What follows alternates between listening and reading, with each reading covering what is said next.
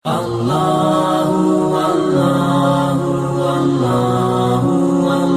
بالله من الشيطان الرجيم بسم الله الرحمن الرحيم وإذ جعلنا البيت مثابة للناس وأمنا واتخذوا من مقام إبراهيم مصلى وعهدنا إلى إبراهيم وإسماعيل أن طهرا بيتي للطائفين والعاكفين والركع السجود. عزتمند ناظرین، مخکې آیت کریمه کې الله رب العزت د ابراهیم علیه السلام عظمت شان بیان کو. اول ته مسله د امامت ذکر کړه چې وګوره الله نبوت ګوره ګناهګار لنه ورکوي، الله پاک سړي له ورکوي چې ابراهیم پاک و د ګناه نه، ځکه ورته پیغمبري میلاو شوې وه. بیا د هغه د دعا تذکره نو الله ووایي چې ظالم ته پیغمبري نبوت نه وررسي، او الله د هغه امتحان کې پاس کېدل هم ذکر کړه چې 15 خبرې مونږ کړې وې. یو دا چې ګوره د ابراهیم ورته غورځولی شوی و، دویم زوی د چړې لاندې کړی و د الله د رضا دپاره، دریم نمرود سره یې محاجه کړې وه چې بادشاه و، څلورم پلار ته یې دعوت پیش کړی و، پنځم قوم ته ودرېدلی و، قوم ته یې دعوت پیش کړی و، هغې سره یې محاجه کړې وه. نو هغه کلمات الله هغه امتحاناتو کې خدای کامیاب شوی. اوس د آیت کریمه کې الله رب العزت دویمه خبره د لوی شان د بیت الله په دریو طریقو سره ذکر کوي. الله وایي وایي جعلنا البیت، او کم وخت چې وګرځو موږ بیت الله مسجد حرام مثابة للناس، زید ثواب د پاره د خلکو، و امنا او زید امن. الله رب العزت وایي ما دا بیت الله زید ثواب د خلکو او زید امن جوړ کړی و. نو ګوره مثابة للناس او دویم امنا، دو خبرې وکړې.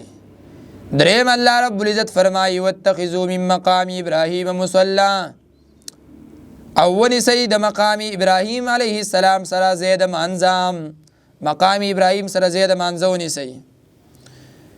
جوړول مثابه زید ثواب ګټلو یا زید تلو راتلو مرجع د خلکو د پاره، او امن نه مراد حرمت د حرم مکه دی چې وینه تویول او بوټي پرې کول وغیره پاغې کې من دي، یا عبادت پاغې کې سبب د امن دی د عذاب د الله رب العزت نه.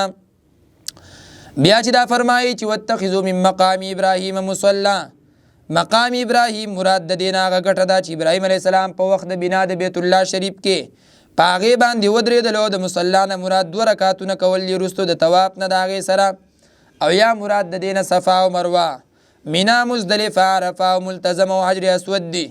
او مصلانه مراد ځایونه د دعا کولو دي، کمی دعاګانې چې هلته حاجیان غواړي په هغه ځای کې.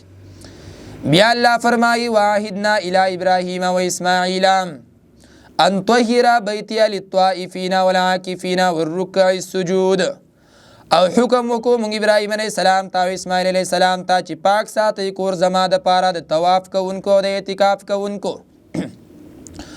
او رکوع کوونکو، سجده کوونکو. ان طهر مراد د دینه ظاهری پاکوالی دی، د نجاساتونه او معنوي پاکوالی دی، د شرک نه او د بدعاتونه. زما دا کور بیت الله دا به ګورې د ظاهري نجاستونو نه هم پاک ساتئ، ظاهري نجاست به پکې نه پرېږدئ. دویم هغه معنوي پاکوالی هم د دې مراد دی، معنوي پاکوالی سره څه ده چې شرک به پکې نه پرېږدئ، د شرک نه به پاک ساتئ. بله خبره دا ده چې د بدعاتونه به پاک ساتئ، دی کې به ګوره سنت طریقې رایج کوئ. او دا درې عبادتونه د بیت الله سره خصوصیت لري. اول طواف چې بل ځای جایز نه دی، نه د یو مسجد، نه د یو کور، نه یو قبر، نه د یو ونې او نه د یو ګټې، د هېڅ شي طواف به نه کوي. طواف به د یو الله د کور کې چې هغې ته بیت الله شریف وایي. که د بل ځای نه دی طواف وکړو نو ګوره دا بنده شرک ته رسوي او دا کفر ته بنده رسوي، ولې چې د بل ځای دومره تعظیم نشته چې د هغې ته طواف وکړي. اکثر زمونږ مسلمانان وروڼه په ناخبرۍ کې یا ځینې خلک تاسو به لیدلي پنجاب غاړې ته، د مردان غاړې ته، دې ځایونو کې بعضې قبرونه دي، بلکې زمونږ د خپل سوات کې هم دننه چې لوی لوی قبرونه یې جوړ کړي دي او د هغې نه غیر چاپېره و طوافونه کوي. بلکې تر دې پورې مونږ په دې سوشل میډیا وغیره باندې وکتل چې هغوی غیر چاپېره په یو سا باندې د یو قبر نه طواف کوي، وایي چې بیا زامن خلکو ته میلاویږي او لوڼه میلاویږي وغیره وغیره، حاجتونه پوره کیږي. دا خبرې بالکل ګوره ناجایزې دي. طواف به د یو الله د کور کې د بل به نه کوي، دا خصوصیت دی د بیت الله شریف. دویم اعتکاف چې په هر مسجد کې کېدی شي لیکن مسجد الحرام کې ډېر افضل دی. او دریم رکوع سجده یعنی منځ کول چې په تور د قبلې سره په هغې پورې خاص دي، بل طرف ته به نه مخکې په رکوع او سجده کې، یوې کعبې ته به مخکې. نو ګوره الله رب العزت وفرمایل چې معنوي هم پاک کوي او ظاهري هم پاک کوي. او الله وویل چې مقام د ابراهیم علیه السلام د هغې سره د مونځ ځای ونیسه. ورپسې آیت کریمه 126 کې په دې کې درېیمه خبره ده دعا د ابراهیم علیه السلام د پاره د مکې په دې څیزونو سره او د پاره د اهل مکه. الله فرمایي وإذ قال ابراهیم، کله چې ووی ابراهیم علیه السلام رب اجعل هذا بلدا، الله اکبر، ای زموږ ربا اجعل هذا بلدا، وګرځوه هذا بلدا دې ښار لره، هذا بلدا دې کور لره، دې ښار لره آمنا زید امن. ابراهیم علیه السلام وی زما ربا وګرځوه دا زیده ښار امن والا، ورزق له روزي ورکړه اوسیدونکو د دې ته، د څه نه ورله روزي ورکړه من الثمرات د میوونه، من آمن منهم بالله والیوم الاخر، هغه چاته چې ایمان لري د دوی نه په الله او په ورځ وروستنۍ باندې. ګوره ابراهیم علیه السلام دعا غوښته وی الله دا ښار ځای د امن جوړ کا، دا ځای امن والا وګرځوه. ولې کم ځای کې کم ښار کې چې امن نه وي نو هلته کې زندګي په سکون نه تېرېږي، هغه ځای کې ژوند ښه نه تېرېږي، بهتر نه تېرېږي. نو انبیا هغوی له خو الله ډېره فصیحه ژبه ورکړې، ډېر بلیغ ذهن یې ورکړی.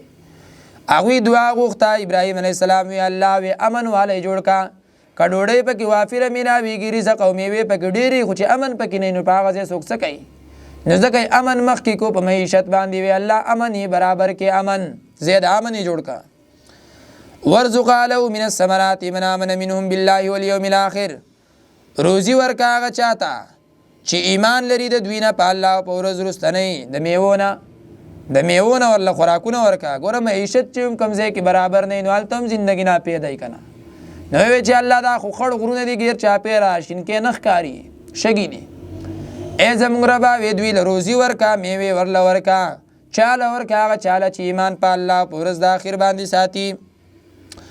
قال فرمایل الله رب العزت ومن کفر، او چا چې کفر وکړو فامتعوه قلیلا، پس پیدا به ورکم هغه ته لږه زمانه.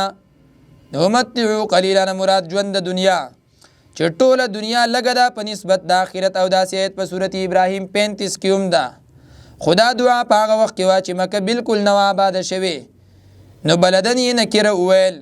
او دعا د صورت ابراهیم رستو د آبادۍ د مکې نه وه، نو هلته البلد معرفه ویلی دی، الف لام پې داخل کړی دی، دغه فرق دی. الله وی کافر له پکې هم ګوره هر څه ورکوم ښه. ثم اضطره الى عذاب النار، بیا به په زور بوزم دلره عذاب د اور ته، بیا به عذاب د اور ته بوزم.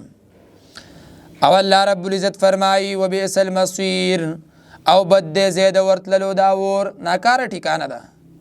وإذ يرفع ابراهیم القواعد من البيت واسماعیل، او کله چې پورته کول ابراهیم علیه السلام بنیادونه د بیت الله او اسماعیل علیه السلام. ربنا تقبل منا، دې دواړو وویل ای زموږ ربا قبول کړې زموږ نه دا عمل زموږه، انک انت السمیع العلیم، یقینا ته خاص تار ساوري او پارس باندې پوهېږې. په دې آیت کې او په وروستو دوو کې څلورمه خبره ده، یعنې درې دعاګانې د ابراهیم علیه السلام. اوله دعا د قبولیت د عمل، او دویمه دعا دوام په اسلام باندې، او دریمه دعا د آخري نبی په باره کې. نو ګوره د هغه اولنۍ دعا دلته ذکر شوې ده د پاره د قبولیت د عمل.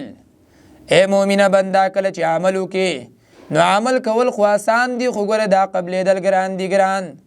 وروسته سوال کوه ربنا تقبل منا، الله زموږ د عمل قبول کړي. لکه وګوره ابراهیم علیه السلام چې د بیت الله بنیادونه کېښودل، یوی ورسره زوی دی حضرت اسماعیل علیه السلام، هغه هم لګیا دی ښه کار ورسره کوي. او بچی هم داسې نر بچی پکاري چې د خپل پلار نه بیلچه کشی والی، د خپل پلار نه د روزګار سامان والی چې بابا ته په آرام باندې کېنه، زه به ستا سره خدمت کوم، کار روزګار به کوم کنه. ګوره اسماعیل علیه السلام ورسره لګیا دی، ابراهیم علیه السلام بره ولاړ دی، اسماعیل ګټې ورکوي، د بیت الله تعمیر شروع دی. چې تعمیر د بیت الله وشو نو ربنا تقبل منا، الله قبول کې زموږ نه، الله قبولیت کې تا ته محتاج یو. نو ګوره انبیا هم الله ته محتاج ښه، نو حاجتونه به د یو الله نه غواړئ. انک انت السمیع العلیم، بیا وی یقینا ته السمیع العلیم ارسا اوری العلیم او پارس باندې پوهیږي. الله ته د هر چا د هر ځای نه هر وخت اورېدونکی، په هر چا باندې په هر حال کې په هر وخت کې پوهېدونکی ته یې الله. دا عقیده و د ابراهیم علیه السلام. دې صفاتو کې الله سره څوک شریک نشته دی. الله رب العزت په د عمل کولو توفیق را نصیب کړي. واخر دعوانا ان الحمد لله رب العالمین.